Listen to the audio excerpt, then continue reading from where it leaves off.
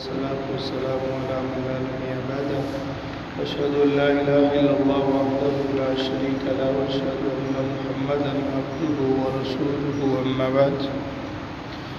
وقال الذين لا يرجون لقاءنا لولا أنزل علينا الملائكة أو نرى ربنا لقد استكبروا في أنفسهم وعتوا عتوا كبيرا۔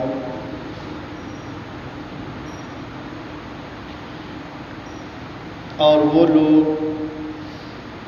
جو ہماری ملاقات کی توقع نہیں رکھتے وہ کہتے ہیں کہ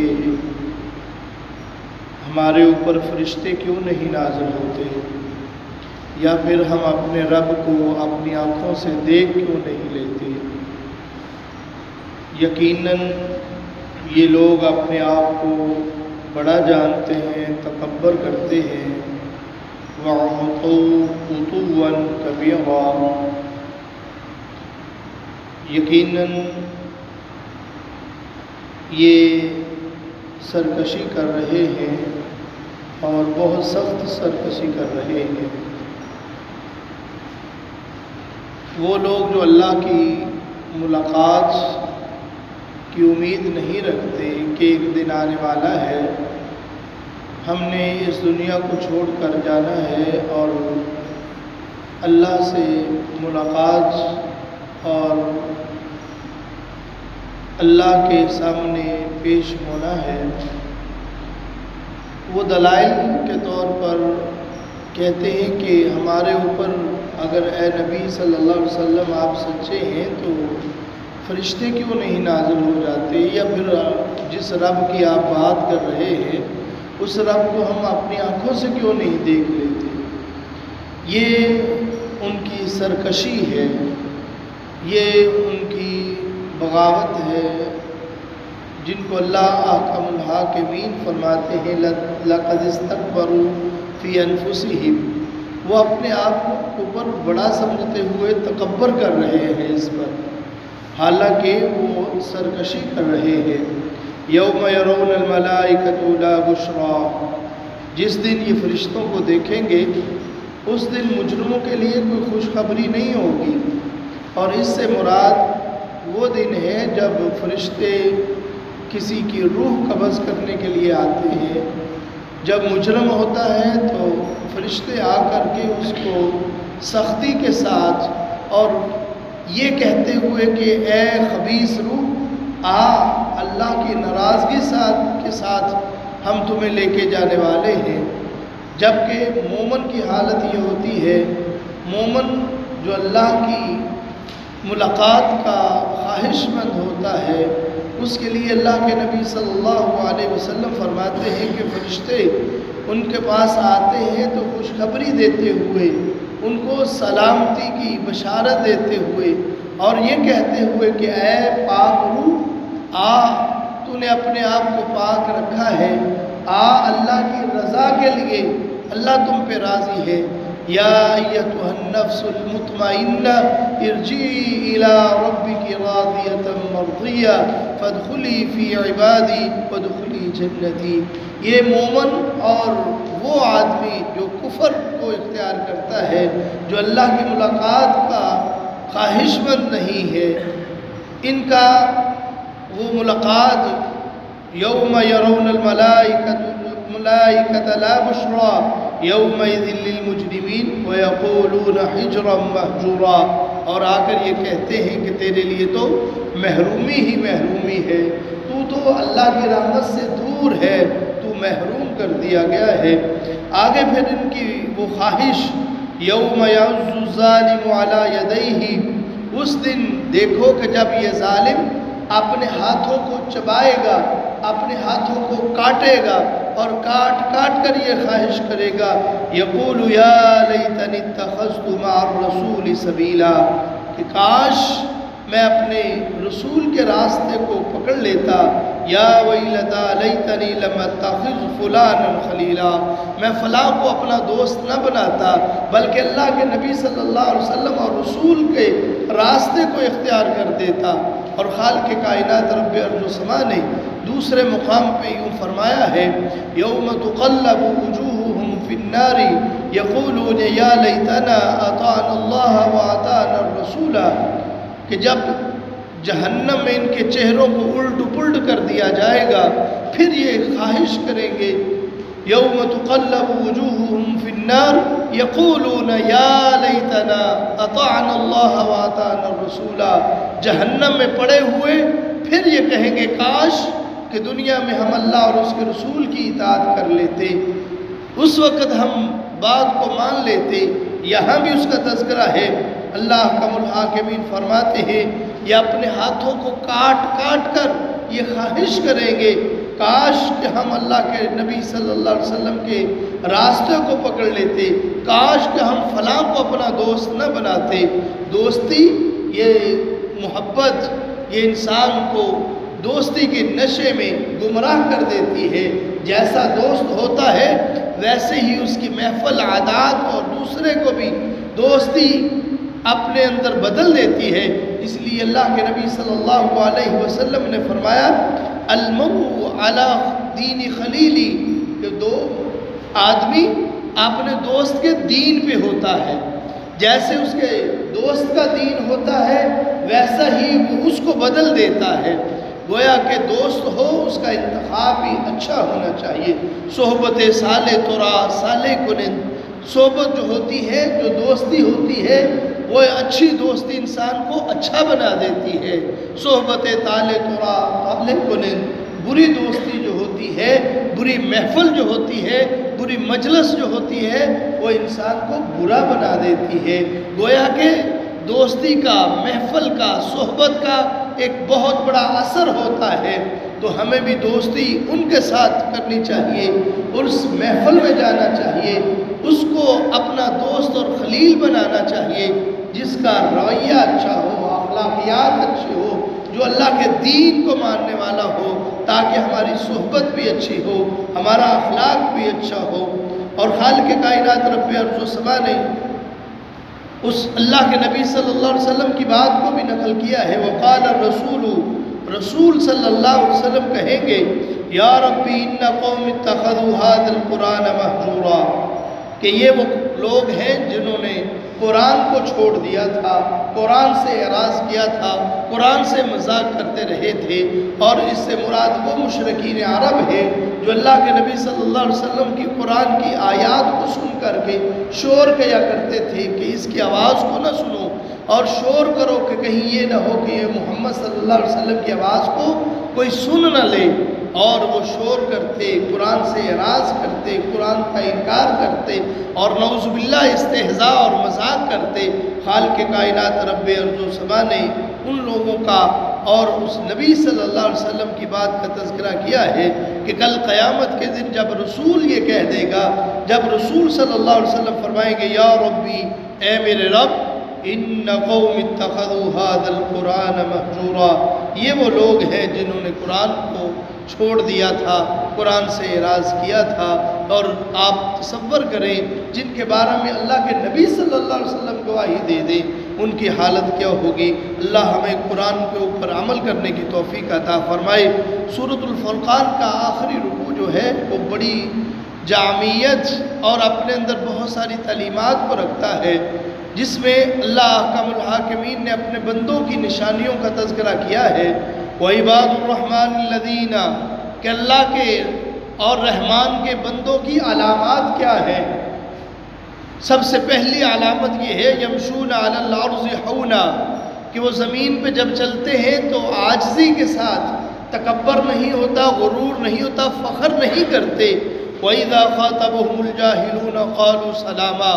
جب کبھی کسی جاہل کے ساتھ ان کا آپس میں آمنا سامنا ہوتا ہے پھر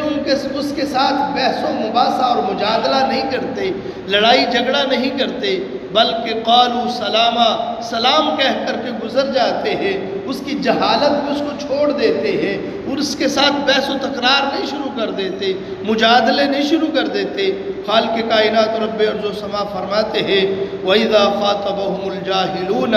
جب جہلاء سے ان کا سامنا ہوتا ہے قالوا سلاما، ان کو پھر سلام کہہ کر کے چلے جاتے ہیں، گویا کہ وہ اعراض کرتے ہیں۔ والذین یبیتون لربہم سجدا وقیاما۔ اللہ اکبر۔ اللہ کے بندوں کی علامت یہ ہے کہ وہ رات بسر کرتے ہیں اپنے رب کے سامنے سجدے کی حالت میں، قیام کی حالت میں۔ گویا کہ یہ اللہ کے بندوں کی علامت ہے کہ وہ اللہ کے سامنے سجدے اور رکوع کی حالت میں ہوتے ہیں۔ والذین یقولون ربنا اصرف عنا عذاب جہنم، اور یہ لوگ کہتے ہیں کہ اے ہمارے رب ہمیں جہنم سے محفوظ فرما، جہنم کے عذاب سے ہمیں محفوظ فرما۔ ان عذابہا کان غراما، یقیناً جہنم کا عذاب وہ بڑا سخت عذاب ہے، چمٹنے والا عذاب ہے۔ حضرت عائشہ رضی اللہ تعالی عنہ سوال کرتی ہیں کہ یا رسول اللہ صلی اللہ علیہ وسلم، کیا اس سے مراد وہ لوگ ہیں جو شراب پینے والے ہیں، جو چوری کرنے والے ہیں؟ وہ لوگ اللہ کے سامنے سجدے اور رکوع کی حالت میں ہوتے ہیں، قیام کی حالت میں ہوتے ہیں، جہنم سے پناہ طلب کرتے ہیں؟ اللہ کے نبی صلی اللہ علیہ وسلم فرماتے ہیں کہ نہیں اے ابوبکر کی بیٹی، اس سے مراد وہ نہیں جو تو سمجھ رہی ہے، اس سے مراد وہ لوگ ہیں جو نماز کو پڑھتے ہیں اور صدقات و خیرات کو ادا کرتے ہیں۔ گویا کہ ایک طرف اللہ کے سامنے رکوع اور سجدے ہو رہے ہیں اور دوسری طرف اللہ کے عذاب کا ڈر بھی موجود ہے۔ یہ نہیں کہ میں نے نماز پڑھ لی ہے تو روزہ رکھ لیا ہے، بس اللہ کی بڑی عبادت کر لی، اب میرے دل میں خوف نہیں ہے۔ نہیں، اللہ سے امید بھی ہے، اللہ کے سامنے حاضری بھی ہے، رات کا قیام بھی ہے، نماز تہجد بھی ہے، نماز تراویح بھی ہے، اور رکوع اور سجود بھی ہے، ساتھ اللہ کا خوف، اللہ کا ڈر بھی ہے۔ گویا کہ مومن کی حالت ہے وہ اللہ کے سامنے عاجزی انکساری کے ساتھ عبادت بھی کرتا ہے اور اللہ سے ڈرتا بھی ہے، اللہ کا خوف بھی اس کے دل میں آتا ہے۔ بلکہ یہ نہیں ہوتا کہ اپنی تھوڑی سی عبادت میں وہ تکبر کرنا شروع کر دیتا ہے، بس میں تو اب بڑی نمازیں پڑھتا ہوں، میں سارے روزے رکھ رہا ہوں، میں اتنا صدقات و خیرات کرتا ہوں۔ یہ مومن کی شان نہیں ہے، بلکہ مومن کی شان یہ ہے یہ اپنی عبادت کو کرتا ہے، پھر بھی اس میں اللہ کا خوف اور ڈر ہوتا ہے، نہ جانے ہو سکتا ہے میری عبادت اللہ کے ہاں قبول بھی ہوئی ہے یا نہیں۔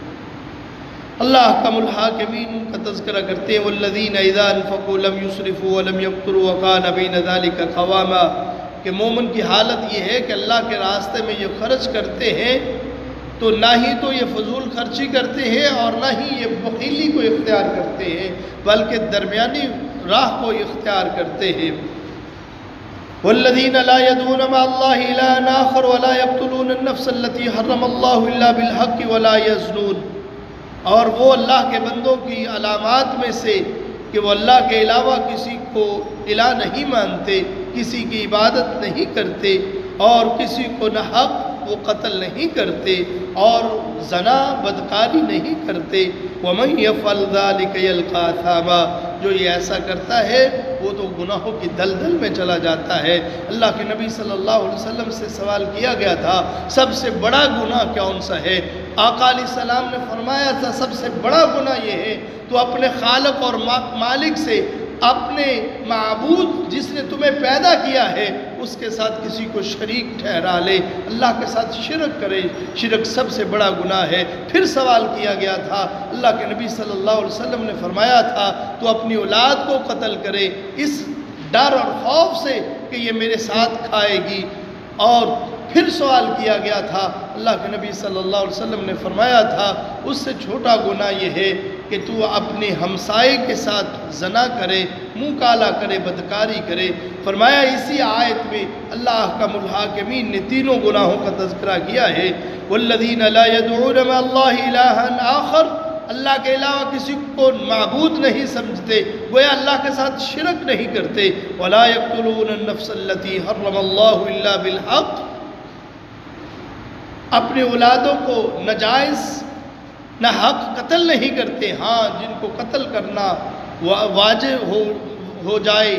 مثال کے طور پر اسلام سے ایک انسان مرتد ہوتا ہے اس کا قتل کرنا واجب ہے، یا قتل کے بدلے قتل کیا جائے، یا پھر ایسا زانی جس کو سنسار کیا جائے، یہ حق ہے قتل کرنا، اس کے علاوہ کو حق قتل نہیں کیا کر جاتا۔ ولا یزنون، اور زنا کے قریب نہیں جاتے۔ وَيُضَاعَفْ لَهُ الْعَذَابُ يَوْمَ الْقِيَامَةِ وَيَخْلُدْ فِيهِ مُهَانًا إِلَّا مَنْ تَابَ وَآمَنَ وَعَمِلَ عَمَلًا صَالِحًا۔ اللہ رب العزت فرماتے ہیں ہاں وہ لوگ جو اللہ کی طرف رجوع کر لیتے ہیں، توبہ کر لیتے ہیں اور پھر ایمان لے آتے ہیں اور عمل صالح کر لیتے ہیں، فَأُولَئِكَ يُبَدِّلُ اللَّهُ سَيِّئَاتِهِمْ حَسَنَاتٍ، یہ وہ خوش نصیب لوگ ہیں تو گناہ گار، ہیں تو مجرم، لیکن اپنے گناہوں کی توبہ کر لیتے ہیں، اپنی اصلاح کر لیتے ہیں، پھر اللہ پہ ایمان اور یقین کو رکھتے ہیں، پھر عمل صالح کرتے ہیں۔ اللہ فرماتے ہیں اللہ ان کے گناہوں کو معاف ہی نہیں کرتا بلکہ ان کے گناہوں کو نیکیوں میں تبدیل کر دیتا ہے۔ فَأُولَئِكَ يُبَدِّلُ اللَّهُ سَيِّئَاتِهِمْ حَسَنَاتٍ وَكَانَ اللَّهُ غَفُورًا رَحِيمًا، اس لیے کہ اللہ تو غفور الرحیم ہے۔ وَالَّذِينَ لَا يَشْهَدُونَ الزُّورَ، وہ جھوٹی گواہی نہیں دیتے، اور وَإِذَا مَرُّوا بِاللَّغْوِ مَرُّوا كِرَامًا، اور لغو باتوں سے وہ پرہیز کرتے ہیں۔ وَالَّذِينَ إِذَا ذُكِّرُوا بِآيَاتِ رَبِّهِمْ لَمْ يَخِرُّوا عَلَيْهَا صُمًّا وَعُمْيَانًا، جب ان کے سامنے آیات کو پڑھا جاتا ہے